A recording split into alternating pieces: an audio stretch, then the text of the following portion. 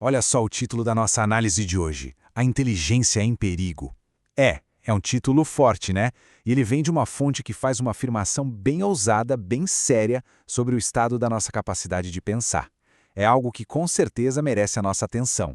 Então, bora mergulhar nisso e entender o que está acontecendo. E a pergunta que fica no ar é essa, bem direta. Será que a gente está perdendo a capacidade de raciocinar de verdade, com profundidade, de focar em alguma coisa por mais de alguns minutos? É uma pergunta que incomoda, eu sei, mas é por aí que a gente precisa começar para entender o que está em jogo aqui. Pois é. E a resposta que a nossa fonte traz, baseada em dados, é um sim. E é um sim bem preocupante. Vários testes, não é só um, estão apontando para a mesma direção. O QI médio da geração atual está caindo. E olha, isso não é achismo, não é opinião, é uma tendência que está aparecendo em números, em dados concretos. Ok, então vamos lá. Inteligência em perigo, a confirmação de um declínio cognitivo. Mas o que isso quer dizer na prática, né? Porque não é só sobre um número num teste de QI. O negócio é bem mais profundo.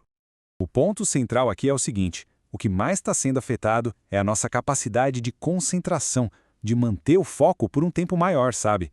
E também a nossa habilidade de resolver problemas que são mais cabeludos, mais complexos. Justamente aquelas tarefas que pedem um raciocínio mais longo, mais profundo, são as que mais estão sofrendo. Isso soa familiar para alguém por aí? Tudo bem, a gente já entendeu que existe um problema. Agora, a pergunta de $1 milhão. Por quê? Quem são os culpados por esse declínio? A nossa fonte aponta para 4 fatores principais que juntos estão criando uma verdadeira crise para a nossa mente. Então vamos lá. Os 4 cavaleiros do apocalipse cognitivo. Primeiro, a tecnologia que está o tempo todo brigando pela nossa atenção, nos distraindo. Segundo, um modelo de educação que parece que parou no tempo, sabe? Não está acompanhando o mundo de hoje. Terceiro, o estresse crônico. A gente vive num ambiente que drena a nossa energia mental. E por fim, talvez o mais sutil, a cultura de ver o aprendizado como uma coisa chata, uma obrigação. E esse último ponto nos leva para uma encruzilhada. De um lado, a gente tem essa visão do aprendizado como uma obrigação. E essa visão, bom, ela só alimenta esse declínio. Mas do outro lado existe o caminho para virar o jogo. Entender o aprendizado como um prazer, como uma das coisas mais legais que a gente pode fazer. É uma virada de chave, uma mudança total de mentalidade. Mas calma, que nem tudo está perdido. Pelo contrário, é aqui que a história começa a ficar interessante.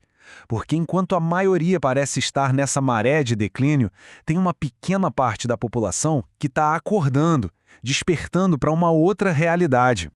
Essa galera, essa minoria, está redescobrindo uma coisa super poderosa: o prazer de aprender.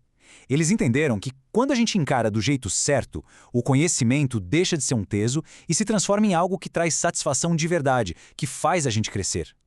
Ok, legal. Mas como é que se faz essa transição na prática? Bom, a fonte que a gente está analisando propõe um método para isso. Um sistema com um nome bem sugestivo, Supermente 360. Ele foi pensado justamente para ajudar a reverter esse quadro. Esse método se apoia em 5 passos, 5 pilares que se conectam. O primeiro é entender de onde vem essa regressão. O segundo é ativar o que chamam de estado de fluxo, aquele foco total. O terceiro passo é quebrar nossas barreiras mentais, sabe, aquelas crenças que nos limitam. O quarto é basicamente organizar a mente, ter um sistema para isso. E o quinto é fascinante: integrar a nossa inteligência com a inteligência artificial. Espera aí, inteligência artificial? Mas a IA não é parte do problema? Muita gente culpa a tecnologia, a IA inclusive, pela nossa falta de atenção. A questão que a fonte levanta é: e se, na verdade, ela for parte da solução? E aí que está o grande paradoxo da história. A ideia é que essa mesmíssima tecnologia que hoje nos dispersa pode ser usada como uma ferramenta, e uma ferramenta poderosa, para ajudar a gente a focar, a organizar os pensamentos e, no fim, a resgatar o que a gente tem de mais humano, a capacidade de pensar com profundidade. Isso muda tudo, né? Nos leva para uma nova forma de enxergar a inteligência hoje em dia. Ser inteligente não é mais só decorar um monte de informação. É sobre cultivar a nossa habilidade de aprender e de pensar por conta própria, de forma crítica.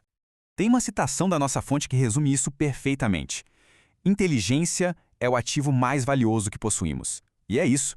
No fim das contas, a nossa capacidade de entender o mundo, de criar coisas novas, é o nosso bem mais precioso, e a gente precisa proteger e cultivar isso. Então, para fechar, a gente volta para aquela pergunta que mudou o rumo da nossa conversa. Uma pergunta que fica para reflexão. Hoje, na vida de cada um, aprender é uma obrigação ou é um prazer? A resposta? Bom, a resposta pode muito bem definir o futuro da mente de todos nós.